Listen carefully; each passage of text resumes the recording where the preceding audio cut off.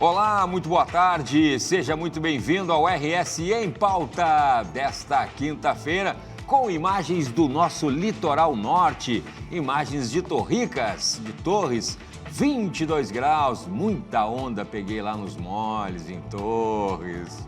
Que bacana, né? Mas aí a gente tem também a figura aí do centro, do centrinho ali de Torres, litoral norte do Rio Grande do Sul. Seja muito bem-vindo neste feriado, né, da Consciência Negra, aqui no RS em Pauta, porque notícia não tem feriado, né? Estamos no 575, com sinal aberto via satélite pela Parabólica Digital Brasileira para todo o país. Tem também aí o 520 da antiga NET, atual Claro TV, né, aqui para o estado. E tem também aí o nosso canal no YouTube, @MasperTV, simples assim. Quer conferir também lá o nosso perfil no Instagram, com os bastidores aqui do programa, @MasperTV. Tem também aí, ó, o nosso WhatsApp para você mandar sugestão 99-517-1412. Te agradeço sempre por me seguir lá no Instagram, Cláudio Andrade, _jornalista. O RS em Pauta deste feriado de quinta-feira já está no ar.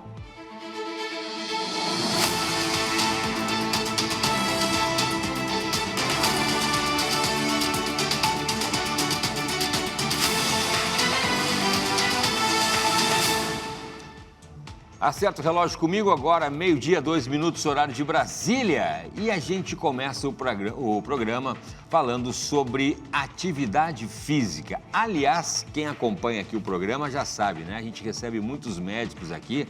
A educação física, né? O preparo físico, fazer exercício físico praticamente virou remédio, né? Tem os medicamentos, os tratamentos, mas todos vêm acompanhado ali de você se mexer, fazer uma atividade física. Estou recebendo Leonardo Jacociunas, meu querido amigo, educador físico, para falar sobre esses e outros assuntos. Léo, seja muito bem-vindo, obrigado pela participação. Uma boa tarde aí a todos os telespectadores também do RS em Pauta da Masper TV. Vamos falar um pouquinho de saúde e exercício. Pois é, né, Léo? Saúde, bem você ter falado, né? O pessoal agora, a gente está no verão, tem aquela corrida para as academias de ginástica para botar o shape em dia e tal. Mas o Leonardo, que é um estudioso do assunto, sempre comenta comigo: Cláudio, primeiro a gente tem que pensar na saúde, né? Com o exercício físico vai vir ali aquele corpo que você quer, bacana e tal, mas a saúde. Leonardo, temos novidades aí em termos de educação física aí agora para 25, 26, o que tu pode dizer para a gente? Bom, chegando o verão, sempre temos os lançamentos do mercado fitness, né? Porém, a maioria das vezes o mercado, ele não vende a tua necessidade. Ele vende o que tu não precisa. Olha só. Né? Então, a gente tem que ter muito cuidado com aquele projeto verão que eu quero chegar com um determinado físico na praia daqui 1 mês, 2 meses, porque esse projeto ele não existe, né? E se ele existir, ele não vai ser com saúde. Então, a gente tem que ter muito cuidado o que a gente compra, quem a gente contrata e como a gente está cuidando da nossa saúde. Porque pode ser que eu nem esteja cuidando da minha saúde da maneira como eu vou fazer esse projeto verão, que é num curto espaço de tempo, né? Boa. Porque tudo acontece num processo longo e duradouro. E assim é de uma maneira saudável. Eu ia te perguntar exatamente, né? A questão, por exemplo, do emagrecimento, né, Léo? Que o pessoal, né, vai atrás e tal, para ir para a praia, aquela coisa toda. Emagrecimento saudável e principalmente duradouro, né? Que a gente vê muita gente aí fazer certos procedimentos milagrosos e depois o rebote é pior ainda, a pessoa volta a ganhar peso e volta a ganhar peso mais do que antes. Como é que, o que depende, Leonardo, para o cara ter um emagrecimento sustentável e duradouro? Bom, vamos partir de 3 pilares, né? Para tu ser uma pessoa saudável, tu precisa dormir bem. Sono? O sono é... Vamos supor que num emagrecimento e para uma vida saudável, o sono, em toda a gama de conhecimento que eu tenho, eu acredito que ele faça parte de uns 50%. Sério? Um simples sono? Sono. A partir daí, depois vem a alimentação. Acredito que ela deve fazer parte de uns 30%. Sobrou 20 para o Os exercício outros físico. 20% é para o exercício físico. Por quê? Porque os principais hormônios que fazem todo um reparo de danos das nossas células, um reparo dos nossos órgãos, que vão reconstituir tecidos, vão fazer o reparo daquela atividade física que tu fez, ou de algum gene defeituoso que tu tá, tudo isso vai acontecer durante o sono. Olha Os só. principais hormônios. E os principais hormônios envolvidos para fazer todo o reparo do dano que o exercício fez para ti, que depois vai se tornar um dano positivo, é a testosterona e o GH. 90% deles são secretados durante o sono, mais ou menos a partir da terceira a quarta hora de sono consecutiva. Então, se eu não tenho um sono de qualidade, eu não libero esses hormônios, que são os principais hormônios que vão me beneficiar na atividade física. Olha só, então não negligencie o sono. Então, se eu não tenho um sono de qualidade, eu não vou ter substâncias que são liberadas durante o sono e que me ajudam a melhorar no exercício. A partir daí eu tenho a minha alimentação, né? Grande parte da nossa vida a gente passa dormindo ou comendo. É verdade. Então, elas são principais. Então, elas têm que ter em qualidade. Então, se eu tenho uma alimentação positiva, de qualidade e não industrializada e ultraprocessada, eu faço com que eu tenha uma liberação hormonal positiva. Eu secreto substâncias positivas e não negativas através da minha alimentação. E isso melhora o meu sono, melhora aquela secreção daquele hormônio que é a testosterona, que é o GH, dentre outros, também durante o sono, melhorando o meu rendimento no meu exercício, que vai ser mais ou menos aqueles 20%. Porque vamos supor, já falei que a gente passa grande parte da nossa vida dormindo, a outra comendo. Tu passa acordado. O que é da tua semana que tu dedica ao exercício físico em horas? 5 vezes por semana, poucas pessoas fazem, mas vai ser no máximo 60 minutos. Então, tu bota em uma semana inteira, eu destinei 5 horas para o exercício. Imagina. E depois eu tenho mais quantas horas que eu vou cuidar da minha alimentação, vou saber o que eu vou comer, mais quantas horas eu vou estar dormindo. Então, tudo isso tem que ser de qualidade. Só que não vamos ser muito radicais também. Pode vir uma pessoa e dizer, mas eu não durmo bem, não me alimento bem, então como eu não faço esses dois, eu não vou treinar, porque vai ser prejuízo. Não, negativo. Vai treinar, porque treinando, tu vai começar a criar hábitos que vão te levar a dormir melhor, que vão te levar a querer te alimentar melhor por uma necessidade orgânica. Entendeu? Olha só. Pessoas pós-tratamentos de câncer ou ainda em tratamento, que estão ativas fisicamente, elas têm menos marcadores inflamatórios do que uma pessoa sedentária que não está fazendo nenhum tratamento de câncer. Olha só. Basta eu começar uma rotina de exercícios físicos, que em menos de 6 meses eu já tenho um rejuvenescimento da minha parte cognitiva em mais de 4 anos na minha vida biológica. Olha só, gente, olha só, bota benefício nisso. Então, pego esse gancho da parte física, Léo, e te pergunto o seguinte, atividade física e saúde mental. O exercício, você falou do sono, ele pode ajudar a prevenir, por exemplo, a ansiedade, o Brasil é campeão de ansiedade, depressão, tristeza. O exercício físico pode ajudar a combater esses problemas? Com certeza. Vamos falar do Brasil, né? O Brasil é o segundo país mais depressivo da América. Só perde para os Estados Unidos. Se não me engano, é 5,8% da população atualizado. Barbaridade. Ansiedade, o Brasil é o líder. Um dos líderes, é o líder mundial em ansiedade. Só que a gente não pode esquecer que a ansiedade é uma porta de caminho para a depressão. Sim. Né?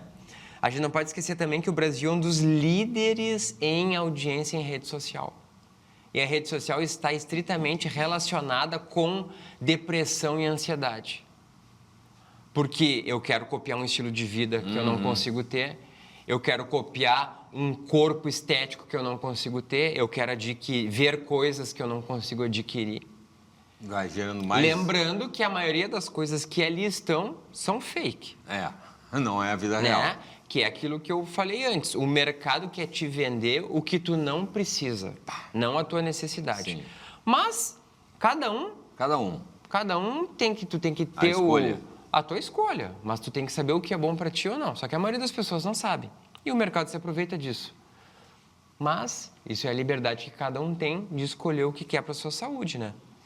Então, indo nessa esteira de raciocínio, o exercício físico, pelo fato dele liberar muitos neurotransmissores benéficos para o nosso sistema psicológico, que é a noradrenalina, a dopamina e a serotonina, eles trazem bem-estar, eles trazem momentos de felicidade, eles melhoram a nossa regulação do sono, eles inibem grandes chances de tu entrar em crises de ansiedade ou quadros de depressão, justamente por tu estar praticando atividade física e liberar estas substâncias. Reações químicas naturais. Isso aí.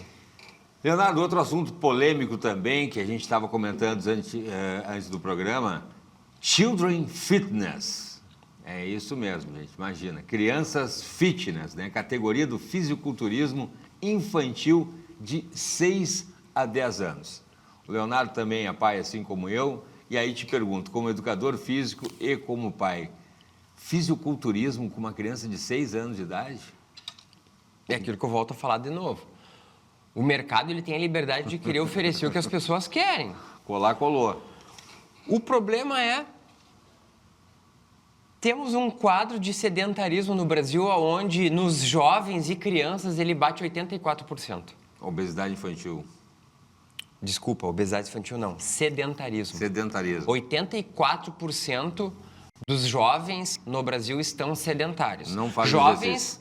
Tu pega de 6 a 18 anos. Adultos é 47%. Meu Deus, quase a metade. Vamos para falar de sobrepeso e obesidade. 37% da população brasileira está sobrepeso, 31% está obesa. Então, tu tem um total de sobrepeso e obeso de 68%. Meu Deus. Aí tu pega, mas o Children Fitness pode estimular a criança a querer fazer... Não, acho positivo. Só que essa criança, ela poderia estar fazendo de uma outra maneira, através dos colégios, com incentivos de esportes, e não ter uma matéria do Children Fitness, e sim uma matéria de uma cobertura da Olimpíada dos colégios de Porto Alegre, aonde todo mundo iria participar. Boa. E não a matéria daquela criança que foi para lá porque os pais gostam de praticar. Nós estamos falando de uma exceção. Entendi. E geralmente nos esportes, em quem tu te espelha? Tu te espelha nos ídolos. Sim. Quem são os ídolos do fisiculturismo? Todos fazem uso de substâncias para fins estéticos e desportivos que são proibidas para esse fim. Sim. Elas não foram para esse fim. É importante falar isso. São pessoas que, nessa elite esportiva, são os desportistas que mais morrem precocemente por doenças cardiovasculares, com certeza pelo uso das substâncias que leva eles a chegarem à elite do esporte. Porque se eles não usarem essa substância, eles não vão ser nunca elite desse esporte. Sim. Que é um esporte que visa o quê? A estética. Ganha quem? Quem tiver a melhor simetria, volume e definição muscular, através de substâncias proibidas e que fazem mal. Respondida a pergunta. Leonardo, só para a gente pegando esse gancho também, o nosso tempo já está quase no fim, tem que trazer o Léo aqui mais vezes. Questão, você falou das escolas, como é que está a questão do professor de educação física nas escolas? Teve uma polêmica, queriam tirar, como é que está essa situação aí? Atualiza a gente. Não. Aí. O governo atual do estado, ele tentou tirar 2 vezes a educação física das escolas, reduzi-la para um período no ensino fundamental e retirar do ensino médio.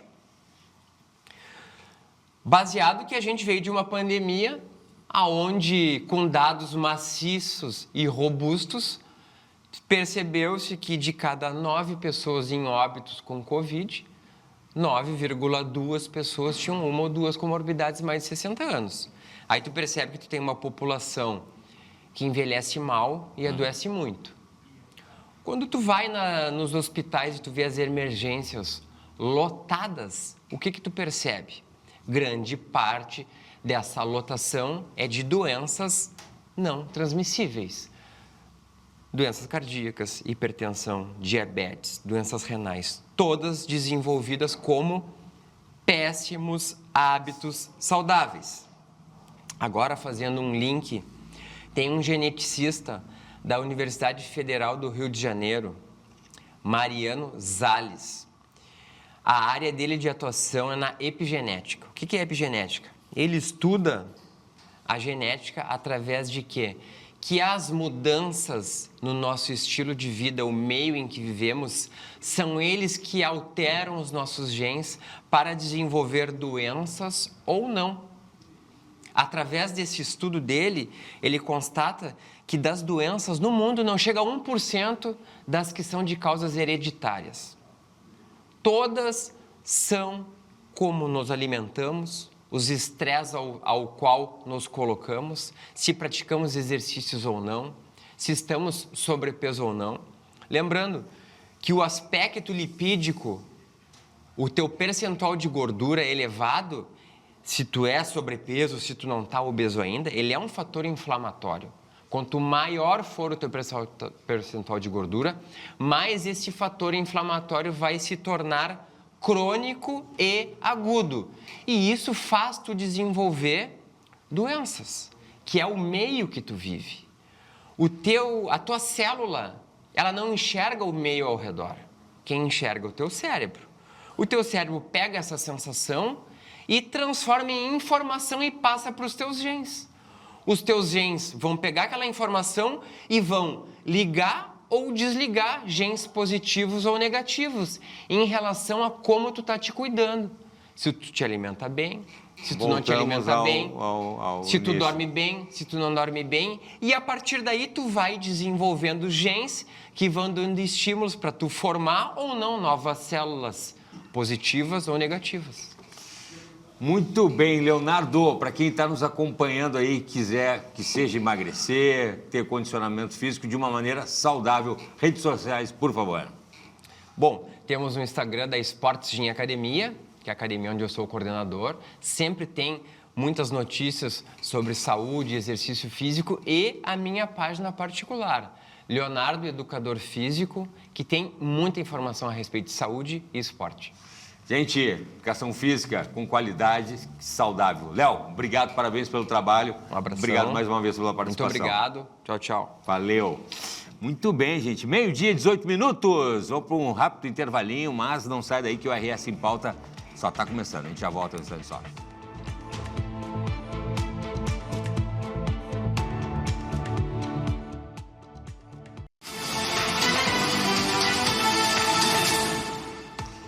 Olá, seja muito bem-vindo ao RS em Pauta deste feriado de quinta-feira.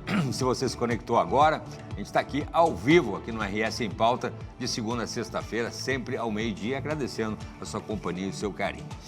Vamos adiante, porque a gente vai seguir falando, a gente estava falando sobre educação física, né, que é praticamente um remédio hoje, né, receitado aí pelos médicos, indicado pelos médicos, e a gente vai falar agora sobre a saúde masculina, né? A gente está recebendo aqui o Dr. Giovanni Pioner, que é especialista em urologia oncológica, né, cooperado da nossa querida Unimed. Dr. Giovanni, seja muito bem-vindo, obrigado pela participação. Obrigado pelo convite, participar aqui do RS em Pauta. É um prazer estar aqui e a todos os telespectadores que estão nos assistindo. Muito bem. Doutor, falando sobre a saúde masculina, a gente está no Novembro Azul, a gente teve ali o Outubro Rosa em função do câncer de mama e agora a gente está aí no Novembro Azul para a saúde dos homens. Que, aliás, o gaúcho não é muito de ir ao médico regularmente como as mulheres, por exemplo, né? O urologista, as mulheres com 15, 16 anos ali, né, vão no médico e ficam acompanhando ali, aquele médico que acompanha ali por boa parte da vida. E qual é a dificuldade dos homens procurar um urologista, doutor? Eu acredito que principalmente pela cultura e até pela falta de divulgação, estímulo, facilidade de acesso. Boa. Como mesmo comentasse, a mulher sai do pediatra, automaticamente passa ao seu ginecologista.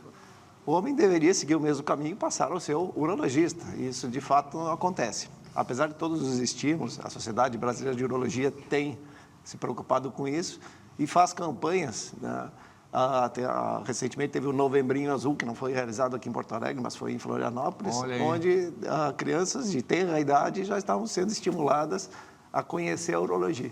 Muito bem. Inclusive, a gente vê, né, as mulheres, por exemplo, um colega seu estava comentando, doutor, numa UBS, uma unidade básica de saúde, tá lá as mulheres na fila para serem atendidas. De cada 10 tem 8 mulheres e 2 homens. E os 2 homens que estão lá foram levados pelas mulheres. Poxa vida, vamos mudar isso aí, gente. E o Novembro Azul foca na saúde masculina em geral, né? Quais são as condições específicas que os homens, principalmente, a gente não pode deixar de falar aqui, os gays, bissexuais e outros homens precisam monitorar além do próprio câncer de próstata? Que tem uma diferença entre câncer de próstata e aumento da próstata, né, doutor? Exato. Começamos por esse ponto que é mais rápido. Óbvio que assim, o crescimento benigno da próstata é quase que inexorável na vida do homem. Mais de 80% dos homens vão ter crescimento de próstata. Opa! Geralmente se manifesta com aqueles sintomas tradicionais, de ter alguma dificuldade para urinar, uma frequência aumentada para urinar, levantar várias vezes à noite. E muitos acham, é normal levantar 3 vezes. Não, não é normal. Se antes a pessoa não levantava 3 vezes e passou a levantar 3 vezes, não é normal. E o crescimento maligno, bom, aí representa uma população, uma parcela pequena da população. Talvez 10 a 12% dos homens podem vir a desenvolver ao longo da vida. Os sintomas iniciais são iguais aos da doença benigna. Então, não basta o sintoma para mim diferenciar se é uma coisa benigna ou não. Aí precisa do urologista, precisa de exames para que a gente chegue a essa conclusão, tá? E busque o tratamento adequado. Bom, isso é só uma partezinha da urologia. Óbvio que a urologia é uma especialidade gigantesca, né? Nós temos que cuidar. Muitos também interpretam que a urologia é uma especialidade unicamente ou exclusivamente masculina. Não. Todos nós temos rins, todos nós temos bexigas, todos nós podemos formar cálculos. E a urologia trata homens, mulheres, crianças, adultos, idosos, todas as faixas etárias. Isso, às vezes, é uma coisa a pessoa confunde, né? Que muitas vezes chegam no consultório, vem um monte de homens e algumas mulheres no meio, e as pessoas se surpreendem o que a mulher está fazendo ali. Está fazendo porque tem outros órgãos que devem ser avaliados. Olha aí, ó.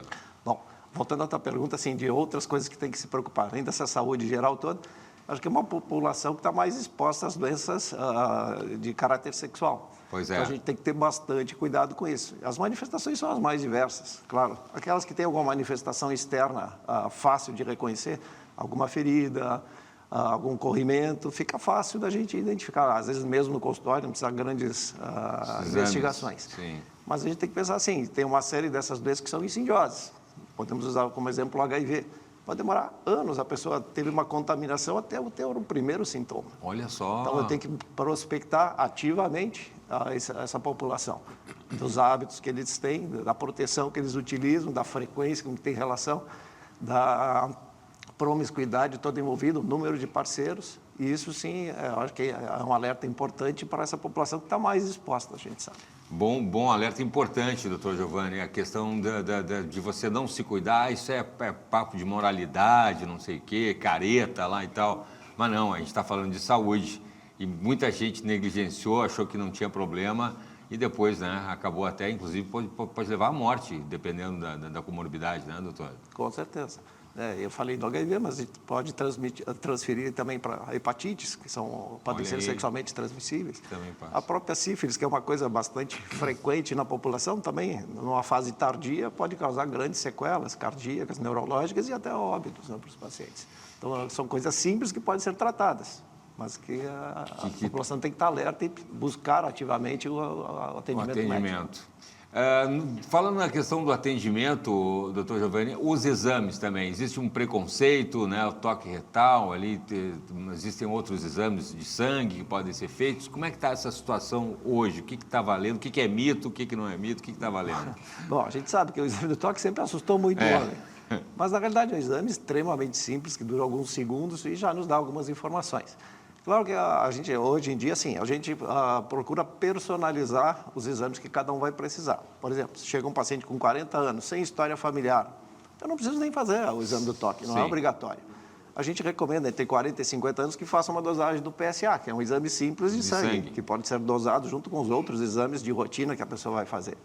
E ali vai nos servir como uma referência. Se eu tiver um valor extremamente baixo, e baixo para nós nessa faixa etária teria que ser menor do que 1, Então, nessa fração, ele pode seguir acompanhando só com o exame de sangue, dispensando o toque, a não ser que venha a surgir outros sintomas. A partir de 50, a gente é um pouco mais rigoroso. E também a gente tem que lembrar, se tem um histórico familiar, irmãos, pais, avós, quanto mais familiares houverem com a história de tumor de próstata, mais atenção eu vou ter. Também a gente pode lembrar a atenção maior à população afrodescendente, que tende a ter tumores mais precocemente e às vezes mais agressivos. Hoje é dia da consciência negra, Exato, vamos aproveitar já e fazer esse alerta. É importante, o afrodescendente tem uma tendência de doenças mais agressivas. Também existe, claro, aquele cenário socioeconômico que pode, às vezes, ter uma dificuldade maior de acesso à saúde. Sim. Mas a gente sabe que, habitualmente, se detecta cânceres mais agressivos nessa população. Importante a questão do acesso à saúde. Exames urológicos estão disponíveis no SUS, consulta de urologista, estão, né? Sim, o SUS. Unidade Com básica certeza. de saúde. Todas elas têm a capacidade disso. Eu já tive, por exemplo, o que se chama de infecção, a famosa cistite, doutor, infecção urinária, que é uma doença que, né, a maioria são mulheres. Eu tive, e tive 2 vezes no espaço de 10 anos. É uma questão ali que você, verão, falta de água, tem uma série de fatores ali, né? Às vezes a higiene em algum local que você vai usar, algum banheiro público, alguma coisa assim, e acabei pegando ali também, doutor. Pois é. Antibiótico, né? É claro que a cistite habitualmente é uma coisa mais das mulheres, mas no homem, 2 extremos da vida são bastante comuns ter também. Na criança, olha aí, por causa da fimose, que muitas vezes a criança tem uma fimose fisiológica ou mesmo como doença, facilita as infecções por dificuldade de higiene. E não há outra ponta, depois que a próstata cresce, que a gente não tem o esvaziamento adequado da bexiga, esse resíduo de urina que permanece lá dentro é uma fonte de contaminação e facilitação das infecções. Viu só, gente? Então, o ideal, né, é se procurar ter ali, fazer exames depois dos 40 anos, por exemplo, na questão da próstata, doutor. Se tiver histórico familiar, mais ainda, né? Isso. Cada sociedade de urologia, no Brasil, nos Estados Unidos, na Europa, que são as 3 principais, tem recomendações um pouquinho diferentes, mas a partir de 40, 45 anos é recomendável, ou uma forma também grosseira de a gente dizer assim, se eu tive um familiar que teve um tumor de próstata, considerar 10 anos antes. Então, se ele teve aos 50, aos 40 já deveria me cuidar, se ele teve aos 60, poderia me cuidar a partir dos 50. Mas são variáveis que a gente tem. A recomendação básica, 45 anos, acho que é entre 40 e 45 anos, fazer o primeiro exame é uma recomendação. Vale também, só para a gente concluir, doutor Giovanni, a questão do tratamento precoce, quanto mais cedo for detectado, quem procura acha. Não, quem procura acha e trata, né? Então, vale também, quanto mais cedo, melhor? Com certeza. A detecção precoce é o carro-chefe, eu diria, para qualquer tipo de tumor. Mas na próstata, a gente ainda tem que lembrar que é um tumor altamente curável. Fases iniciais, a gente ultrapassa 90% de cura dos pacientes. Opa! Então, por isso, as campanhas todas, essa necessidade de a gente buscar o atendimento e reconhecer a doença precocemente. Tá aí, gente, fazendo o nosso singelo alerta aí para ajudar de pouquinho em pouquinho a mudar essa cultura, como o doutor Giovanni comentou lá no início, né? De que o homem não vai a médico, isso e aquilo, deixar de bobagem, porque a gente está cuidando da saúde, né, gente? Por favor, doutor, redes sociais para quem está nos acompanhando aí, tiver dúvidas. Bom, a minha rede social é do Instagram, é Dr. Giovanni. Simples assim? Simples assim, fácil de me encontrar. E lembrando, claro, que eu faço parte da Unimed, então também qualquer tá portal lá. da Unimed está sempre constando o meu nome lá disponível. Doutor, parabéns pelo trabalho, viu? Obrigado aqui pela participação, para levar um pouco de saúde aí para quem está nos acompanhando. Obrigado pelo convite, por ajudar um pouquinho a população a reconhecer as doenças e entender um pouquinho da urologia. Muito bem, exatamente, gente. Vamos desmistificar aí, deixar de bobagem, vamos cuidar da saúde, por favor. 12h33, a gente vai para um rápido intervalo. Não sai daí, tem muito mais RS em pauta. A gente já volta um instante só.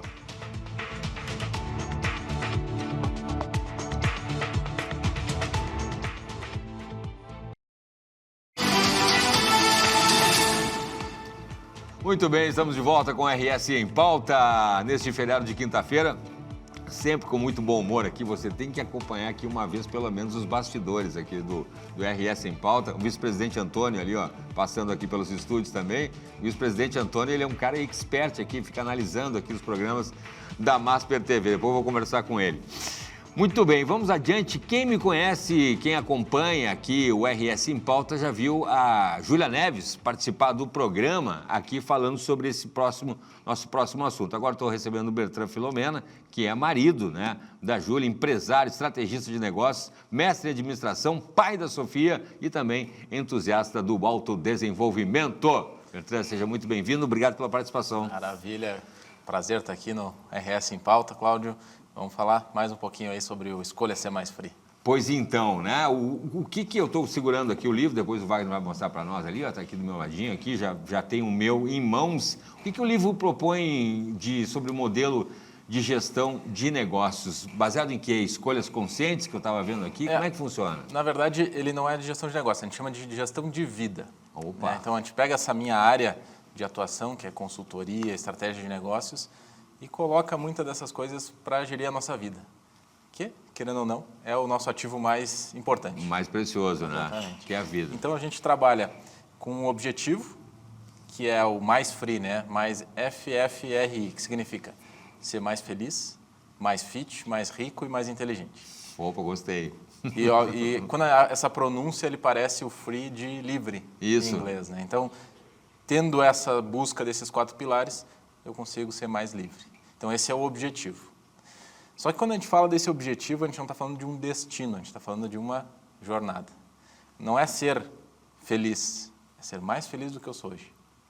Não é ser fit, né? Não é atingir o máximo da minha forma física. É o que o primeiro entrevistado, né, o Leonardo, estava falando. O Leonardo tá falando. Melhoria, todo dia um pouquinho mais. Mesma coisa de rico, não é ser bilionário, é ser um pouco mais rico do que eu era ontem. Ó, coisa Se eu boa. tivesse esse pensamento todo dia, são passos incrementais, né? 1% melhor a cada dia que a gente fala sempre. Você vai crescendo com consistência daí, Exatamente. né? Exatamente. A gente está falando ali, a obra está falando ali também, aborda, né? A gente vê muitos livros tradicionais da internet ali sobre aquelas fórmulas prontas.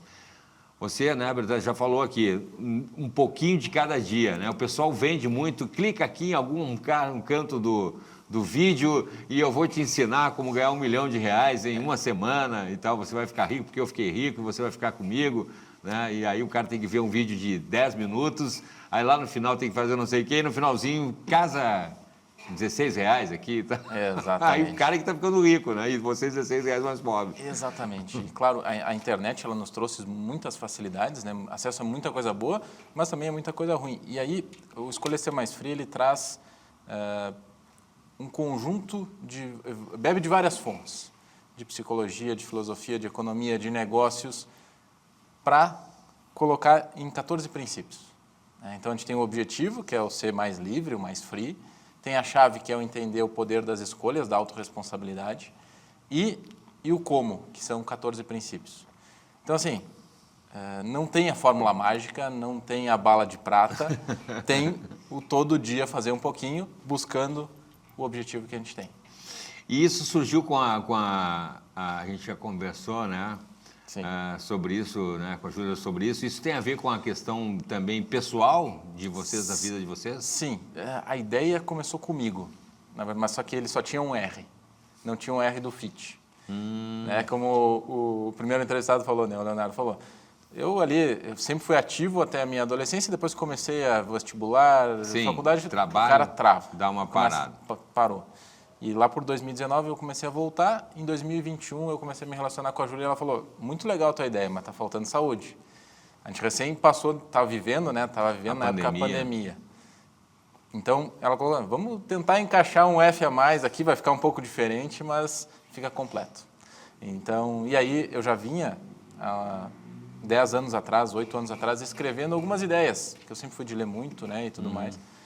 E fui elencando alguns princípios, e a gente, 2022, 2023, a gente começou a escrever e lançamos esse ano, em 2025. Que maravilha, bom, vem já de um tempo Já aqui. vem de um tempo, e a gente foi colocando em prática, né, Cláudio? Esse é o principal. É falar de coisas que a gente testa, que a gente aplica no nosso dia a dia. Isso é importante, né? A questão da liberdade, né? O que representa essa tão a liberdade? A gente fala muito em discutir modelos de trabalho, jornadas de trabalho e tal, né? A gente já viu que já faz tempo que tem aquela galera do Google que trabalha lá mais livre, jogando ping-pong e tal. O que é esse teu livre aí que tu propõe no livro? A gente tem uma visão bem diferente do que significa liberdade. Liberdade, para a gente, não é fazer tudo o que eu quero, a hora que eu quero. Porque se eu fizer tudo o que eu quero, eu quero ficar deitado lá no sofá, dormir até vendo meio-dia, um filme, vendo uma série até acabar, comendo fast food. Então, assim, isso é o que eu quero. Mas será que isso é bom para mim? Muito provavelmente não é. Não. Então, essa liberdade que talvez nos é vendida, ela é uma liberdade que nos aprisiona. É o contrário. É o contrário. Porque eu fico nesse ciclo vicioso e eu não consigo sair. Então, a liberdade, muitas vezes, é o momento de eu praticar minha autodisciplina. Boa. De eu dizer assim, a minha mente, o meu corpo talvez está pedindo, os meus vícios estão pedindo por isso, mas eu sou dono de mim mesmo, eu controlo os meus vícios. Boa. E eu vou fazer, eu vou ir lá na academia, eu vou comer direito, eu vou ter o horário para dormir, que a gente estava falando antes. Tá falando ali que porque ninguém muitas dá vezes bola, né? O pessoal não dorme cedo por quê?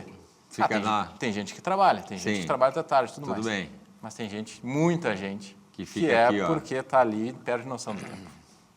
Questão falando ainda do trabalho, Bertrand, questão do empreendedorismo, né? Tu falou da liberdade, que não é fazer o que você quer. O sujeito tem lá o seu emprego, é funcionário, e aí, estava ouvindo o Bertrand lá falar sobre liberdade, vou pedir demissão e vou montar o meu negócio para mim ter o meu próprio horário, para mim não ter patrão. Muitas vezes é o contrário, né? Aí que o sujeito tem que ter muita responsabilidade. Exatamente. Né?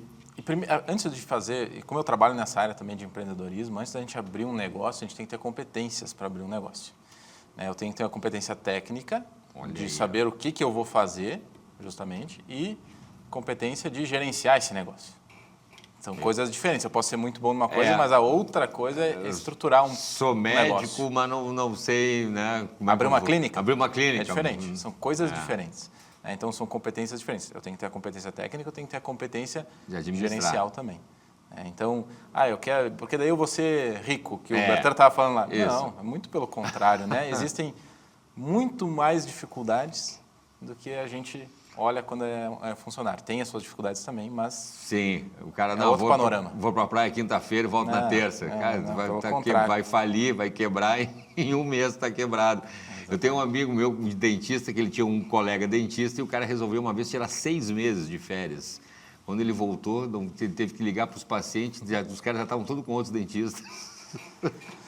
Muito bonito na internet, né? Não tem nada garantido. Peguei uma mochila, peguei uma moto, fui até o Atacama lá e tal. Fiquei meio ano fora, quando voltou, os pacientes já estavam todos sendo tratados por outro, porque as doenças não param. É verdade, não tem garantias. Que coisa séria. Questão da associar também, se fala muito vida pessoal e vida profissional também, né? Isso é uma coisa importante também. O sujeito às vezes pode estar mandando ver no trabalho e tal, não sei o quê, mas completamente estressado porque a vida pessoal dele já era.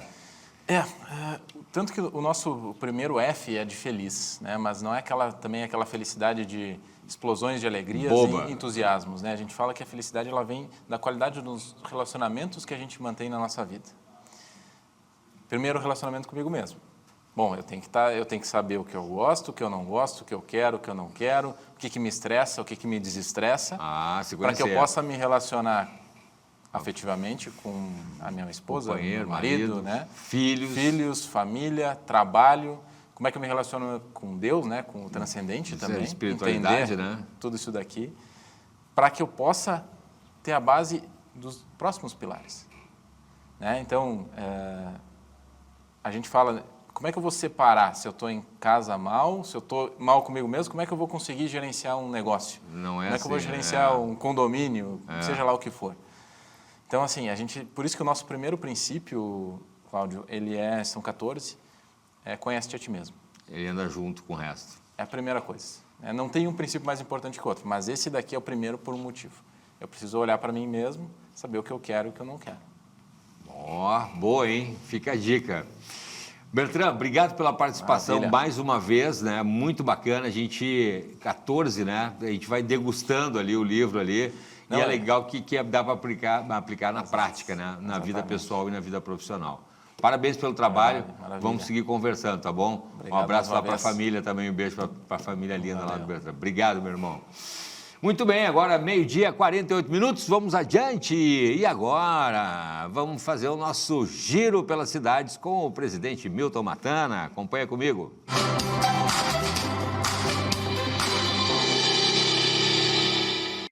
Neste giro pelas cidades de hoje, nós estamos aqui em Candiota com o nosso prefeito Luiz Carlos Folador. Bem-vindo à Masper TV, prefeito Folador. Muito obrigado, Matana, meu amigo. Prazer te reencontrar. Muito carinho, né? Eu sei que tu anda pelo Rio Grande do Sul. Tu escolheu estar em Candiota, Pinheiro Machado, essa terra maravilhosa na metade sul. Obrigado, prefeito. Para quem não conhece, prefeito, o senhor sabe que a Masper TV ela passa no Brasil inteiro. Tá? Então, quem estiver nos assistindo lá no Amazonas, onde é que fica Candiota dentro do Rio Grande do Sul? Candiota fica na metade sul. É um município próspero. Nós temos aqui uma das grandes riquezas, é o carvão mineral, que a gente extrai o carvão mineral através das empresas, tem uma empresa pública, uma empresa privada, e nós geramos 15% da energia do estado do Rio Grande do Sul através de 2 termoelétricas. Nós também aqui, em Candiota, é a terra do Galvão Bueno. Aqui se produz 2.100.000 garrafas de vinhos e espumantes de excelente qualidade durante um ano. Nós comercializamos com 3 grandes vinícolas no Brasil e além de 30 diferentes países. E para chegar a Candiota, o cara desembarcou lá em Porto Alegre. Como é que ele faz? Quantos quilômetros nós estamos lá? De Porto Alegre, em direção a Pelotas. De Pelotas até aqui dá 140 quilômetros pela BR-293. Poderá vir por Caçapava do Sul, através da BR-153, também a mesma distância, até chegar em Candiota. Fica entre Bagé e Pelotas. Certo. A economia, o senhor já falou que nós temos essas usinas termoelétricas. O que mais se produz aqui, prefeito? Nós temos a pecuária de corte, ovinocultura de corte, bacia leiteira é muito forte, e nós somos o maior produtor de sementes de hortaliças do Brasil. Em Candiota nós produzimos quiabo, coentro, cenoura, beterraba, alface, rabanete, a melancia, abóboras, melões. São diversas espécies de sementes de hortaliças que elas são multiplicadas pelo clima que nós temos e elas são comercializadas no Brasil todinho e plantadas lá em São Paulo, Minas, Bahia, enfim, todo o país. Cebola também, a gente produz muita semente de cebola que é utilizada em Santa Catarina. Certo. Além disso aqui, prefeito, o senhor está na sua segunda gestão, né? Terceira gestão? Quarta gestão já? 4 gestões de prefeito, 2 de vereador. Na verdade, são 6 gestões ao todo. 6 gestões. A primeira candidatura sua foi direta a prefeito? Eu concorri para vereador, 96. Depois fui reeleito vereador. Trabalhei um tempo lá em Brasília, durante 4 anos e meio. Fui assessor especial do ministro Roberto Rodrigues. Regressei em 2008, concorri, fui eleito. Reeleito em 2012. Fiz o sucessor, depois em 2020 concorri novamente a prefeito. Eleito e agora reeleito em 2024. Certo. O senhor foi presidente da FAMURS em que ano? 2015 e 2016. 2015. Lembro do senhor, a gente trabalhou junto. Com certeza, fomos colegas. E fizemos um bom trabalho. Nós temos aqui uma pessoa que, além de ser um ótimo gestor, é uma pessoa de um grande coração. E quando eu vim aqui, prefeito, a primeira vez, uma das coisas que mais me surpreendeu foi que a gente olha, sempre que se faz esses programas, Minha Casa Minha Vida, Morar Melhor, essas coisas, a gente sempre vê estas famílias colocadas à distância ou longe do centro. Aqui em Candiota, o senhor colocou do outro lado da rua da prefeitura, ou seja, em frente à prefeitura, nós temos um programa. É só atravessar a rua, são 200 moradias do Minha Casa Minha Vida. Em 2009, quando a gente assumiu a prefeitura, eu fui atrás e descobri que esta área, através da nossa assessoria jurídica, ela havia sido desapropriada em 1950, dos falecidos Astrogildo Sobrosa e Luiz Quirivino. Tinha sido indenizado pela União, só não tinha sido feita a escritura no nome da União. Então, nós entramos em juízo, em Porto Alegre, 60 anos depois, em 2010, nós conseguimos, a gestão foi legalizada em nome do FAR, e a gente conseguiu 200 moradias, pelo Minha Casa Minha Vida. Na época, o programa para municípios acima de 100 mil habitantes ou de regiões metropolitanas. Eu descobri em um dos artigos onde tinham grandes empreendimentos. Nós entramos com um dossiê na Caixa Econômica Federal em Pelotas, aprovado Porto Alegre, Brasília, Ministério das Cidades, e nós temos então hoje 200 famílias morando na frente da prefeitura. Proporcionalmente, né, prefeito, se a gente analisar que temos aqui 11 mil habitantes, ter 200 famílias, considerando 3... Temos 2 núcleos. Tem mais um? Tem mais um, do Viver Melhor. São 209 moradias que a gente conseguiu para reassentamentos de famílias de baixa renda. Então, nós temos 409 famílias residindo em 2 núcleos do Minha Casa Minha Vida. Isso quer dizer que mais ou menos o senhor conseguiu casa para 10% da população de Candiota? Com certeza. Temos mais 40 casas que a gente conseguiu em Seival, fizemos a reforma de moradias, entregamos terrenos também para as pessoas, e agora, Matana, também a gente conseguiu 400 moradias através do REURB Social e Especial, uma luta que desde 2021, de uma empresa privada, da sistema CGT Eletrosul, que a prefeitura entregou as matrículas para 400 famílias. Muito bem. Deixando um pouquinho o lado administrativo, o pessoal não conhece o prefeito ciclista. Como é que é essa história, prefeito? O senhor pratica, o senhor viaja? Sim, nós temos um grupo de ciclistas daqui de Bagé, de Candiota. Nós também, eu já tive a oportunidade de participar de Audax aqui no Uruguai, Passo Fundo, Florianópolis várias vezes, Porto Alegre. E em 2015 nós fomos para a França também. O Audax de Paris-Brest-Paris, 1.230 quilômetros de bike. Nós somos em 7 pessoas aqui da nossa região. Na época, 7 mil ciclistas fizeram. O Audax ele acontece a cada 4 anos, lá na França. Então, para poder participar do Audax, você tem que fazer as etapas 200 quilômetros, 300 quilômetros, 600 quilômetros, depois 1.000 e, por último, então, 1.230 quilômetros. Muito bem. E o projeto futuro? Onde é que quer chegar o prefeito Folador, o cidadão Folador, dentro da política? Até onde é que nós vamos? O meu sonho, né, é um dia, né, com uma equipe, me preparando, pretendo, não por dinheiro, vaidade, ego, isso não me motiva. O que me motiva é ver as crianças na escola, o que me motiva é ajudar as pessoas, de todos os aspectos.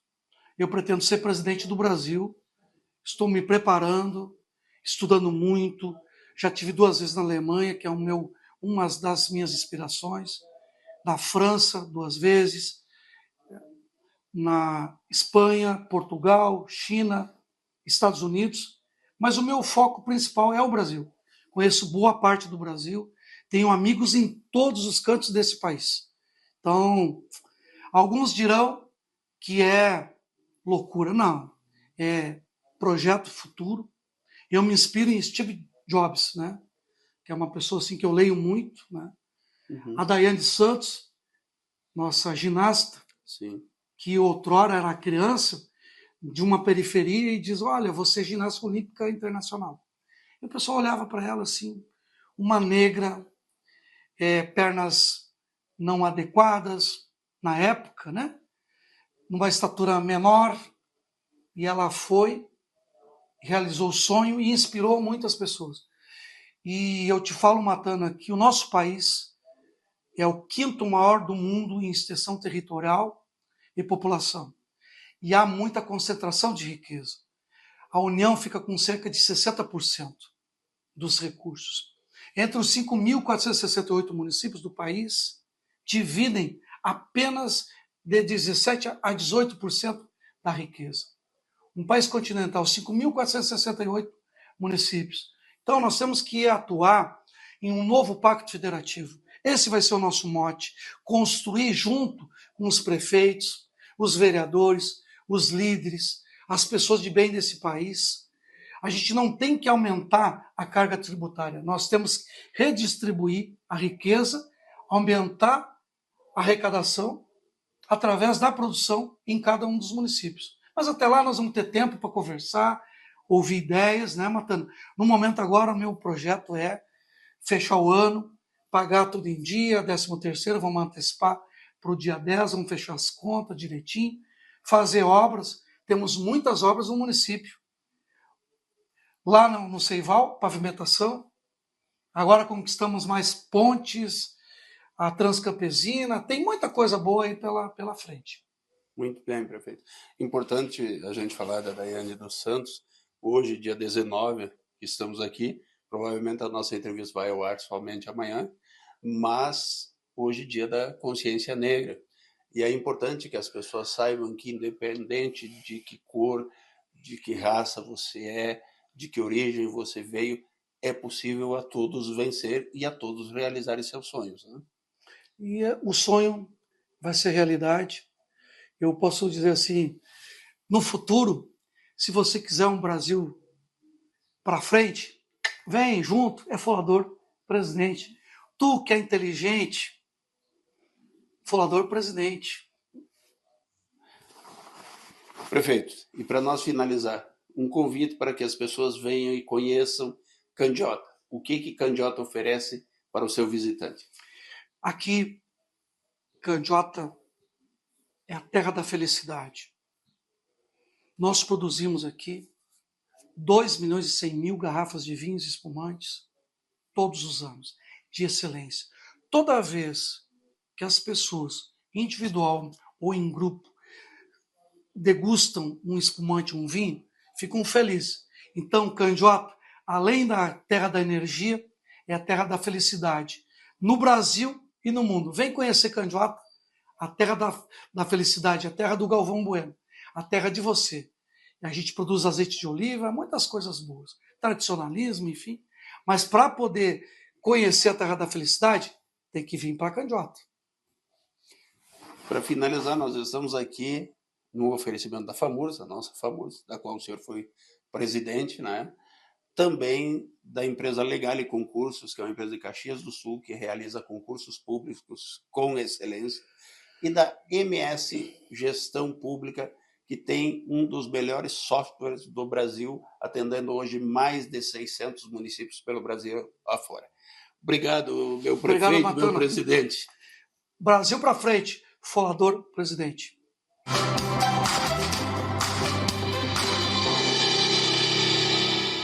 Muito bem, tá aí então o presidente Milton Matana, aqui da Masper TV, aí no nosso Giro pelas Cidades. Agora, 1h02, a gente vai fazer um intervalo, mas não sai daí, porque na volta tem Felipe Machado com as informações do esporte, tá bom? Um instante só.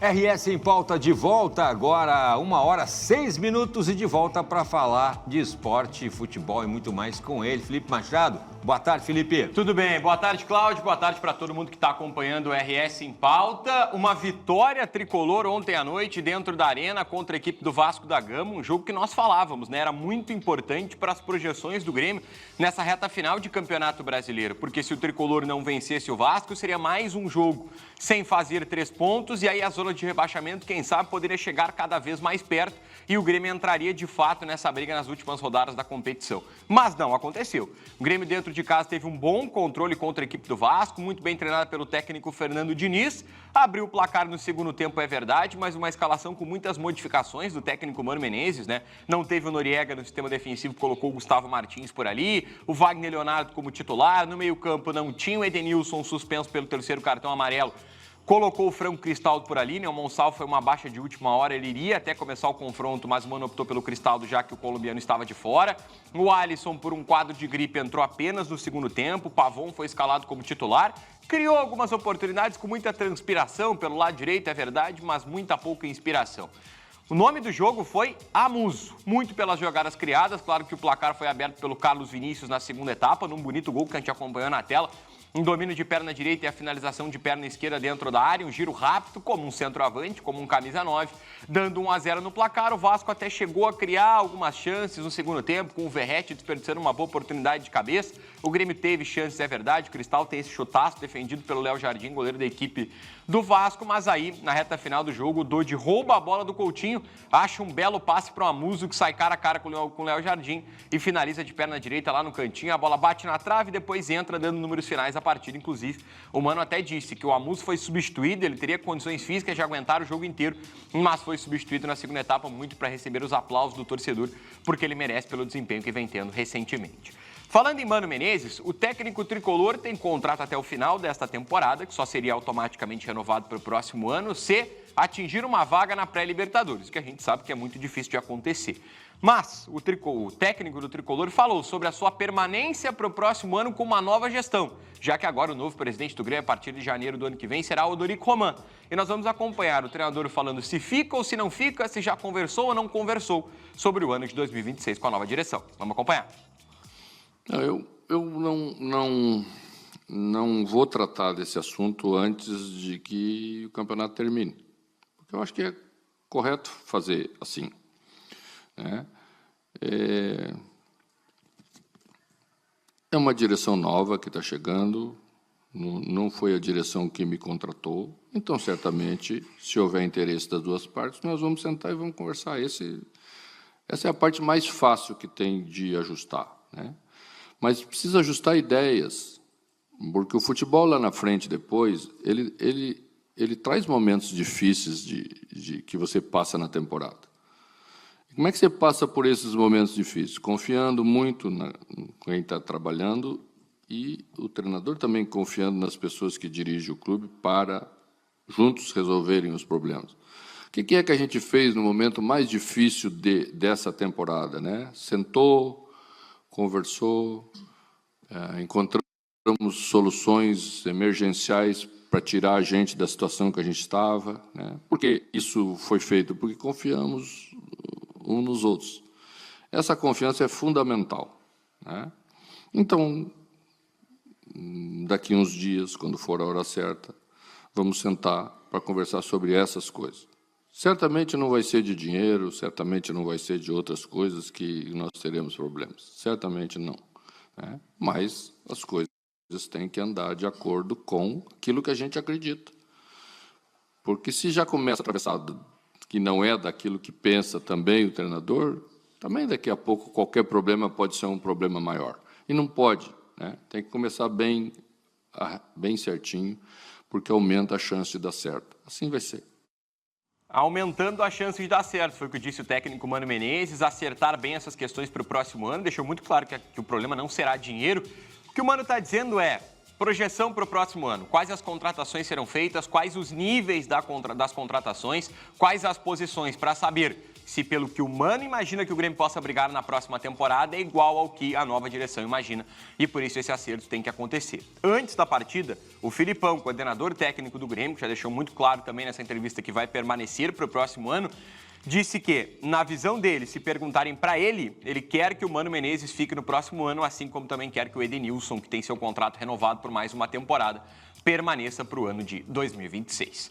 Hoje, se ontem teve jogo importante do Grêmio, também tem jogo importante do lado colorado, contra o Ceará, jogo lá no Castelão, em Fortaleza, onde a equipe do Ceará tenta garantir a permanência na Série A do Campeonato Brasileiro, dando um bicho extra para o grupo de jogadores, 10 milhões de reais se vencer essa partida contra o Inter, atingir os 45 pontos e se manter nesta primeira divisão do futebol brasileiro. O técnico Ramon Dias tem muitas dúvidas para montar esta equipe, mas a gente vai projetar na tela agora esse provável Inter que tem algumas alterações, como por exemplo, abandonando o esquema com 3 zagueiros de maneira definitiva, repetindo o time que encarou contra o Bahia, pelo menos em esquema, no 4-2-3-1. O pessoal está acompanhando na tela.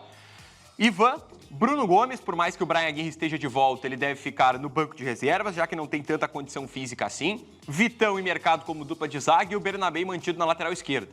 Alan Rodrigues e Luiz Otávio como os dois volantes, podendo aparecer o Bruno Henrique, já que está fisicamente melhor do que o Alan Rodrigues junto nessa dupla com o Luiz Otávio. Vitinho pela direita, Alan Patrick, Carboneiro pela esquerda e o Borré como centroavante. O Borré, dos jogadores do Inter convocados, como o Alan Benítez, o lateral direito, o Carboneiro e o Borré, ele é o mais desgastado. Ele atuou alguns minutos no primeiro amistoso da Colômbia. O Carboneiro não jogou nenhum deles e, com isso, ele está mais descansado, deve iniciar entre os 11. Borré tem uma pequena incógnita, ele, quem sabe, até o Ricardo Matias possa começar este compromisso. Bom, com a rodada de ontem, vamos acompanhar como ficou a tabela de classificação do Campeonato Brasileiro, com alguns resultados significativos, alguns bons para o Inter e outros nem tanto. A gente está acompanhando a parte de baixo da tabela. O Grêmio venceu, atingiu os 43 pontos, praticamente se livrou de qualquer possibilidade de rebaixamento.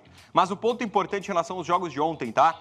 O Vitória empatou com o Palmeiras no Allianz Parque, 0-0, uma partidaça do goleiro Thiago Couto, pegou tudo e mais um pouco, e o Vitória conseguiu um pontinho muito valioso, atingindo os 36 pontos. O Santos empatou com o Mirassol depois de estar vencendo por 1-0, um gol num pênalti bem polêmico marcado do Neymar, aliás, o Neymar marcou o gol do Santos, cometeu o pênalti em cima do Reinaldo, e o Mirassol empatou, conquistou um pontinho, o Santos foi até os 37 pontos. E aí agora essa disputa na parte de baixo da tabela fica muito complicada, porque o Santos tem a mesma pontuação que o Inter, e o Inter está oficialmente a 1 ponto da zona de rebaixamento do Campeonato Brasileiro. Claro, se por exemplo, não conseguir pontuar contra o Ceará e no final de semana, vamos supor que empate com o Santos e o Vitória consiga um triunfo contra o seu adversário, aí o Santos vai para a zona de rebaixamento por causa dos critérios e o Inter consegue se manter por enquanto fora. Mas em termos de pontuação, isso preocupa muito e a gente vai acompanhar agora os resultados da rodada a parte de ontem, na primeira parte da rodada do Campeonato Brasileiro,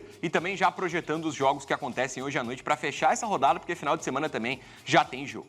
Citei aqui o jogo do Palmeiras contra o Vitória, o 0-0, que foi, na verdade, um jogo da 37ª rodada, que foi adiantado de certa maneira, porque o Palmeiras tem jogo importante lá, tem a decisão da Libertadores, e essa rodada foi antecipada, e o jogo do Vitória contra o Bragantino, que seria nesta semana, ficou lá para frente, para a semana em que aconteceria Palmeiras e Vitória dentro do Allianz Parque, um empate em 0-0, como eu disse, uma grande atuação do Thiago Couto. Botafogo venceu o Sport por 3-2, esse jogo foi lá na terça-feira. Botafogo saiu perdendo 1-0, tomou 2-0, conseguiu marcar um gol e depois conseguiu uma virada no segundo tempo. Aliás, o Botafogo, próximo adversário do Grêmio, jogando lá no tapetinho, no gramado sintético do Newton Santos do Engenhão. A vitória do Grêmio contra a equipe do Vasco da Gama, 2-0, que praticamente garante o Grêmio na Série A do Campeonato Brasileiro, dá um pouquinho mais de tranquilidade nesta reta final, até para o Mano testar alguns jovens, quem sabe. O empate do Santos contra a equipe do Mirassol em 1-1 na Vila Belmiro. E esse, o grande clássico da rodada, Fluminense contra o Flamengo, a vitória do time do Zubeldia, um golaço do Lúcio Acosta, mas um golaço no primeiro tempo, uma batida de chapa, a bola vai em curva na gaveta do Rossi, e o segundo gol do Serna, rapaz, do que fez o Rossi, para quem não teve oportunidade de acompanhar, um recuo do zagueiro do Flamengo, a bola quase sai, o Rossi domina no pé, levanta, mata no peito, tenta dominar com a coxa e quando vai dominar, deixa a bola escapar, o Serna vem e marca o gol. O Flamengo conseguiu descontar na segunda etapa, mas mesmo assim saiu derrotado. Lance muito polêmico também, pedido de pênalti da equipe do Flamengo, do Thiago Silva em cima do Bruno Henrique. Pessoal, um lance bem polêmico, assim, o Thiago Silva tenta dar um chute e acaba não conseguindo, mas na minha opinião, pelo menos aqui, não foi pênalti. Hoje, às 4 da tarde, horário diferente, mas é por causa do feriado, tem Juventude e Cruzeiro no Alfredo Jaconi, Bahia contra o Fortaleza lá na Arena Fonte Nova, Corinthians contra o São Paulo, 7h30 da noite, também o clássico da rodada, um jogo extremamente importante, Ceará e Internacional, 9h30 da noite, um horário bem ruim, né? Diga-se de passagem, a gente está falando de horários ruins, o Inter joga contra o Santos, que é o grande jogo dessa reta final do campeonato, lá na segunda-feira. Mas às 4h30 da tarde, Cláudio, a gente vai voltar para falar, eu e Lucas Garski, muito dessa rodada do Campeonato Brasileiro, também para projetar futsal, porque no final de semana tem final da Série Ouro e semifinal da Liga Nacional. Combinado. Valeu, Filipão. Valeu mesmo. Um abraço. Valeu. Obrigado você também. Amanhã, meio-dia, a gente está aqui de volta, tá bom? Tô te esperando. Até lá.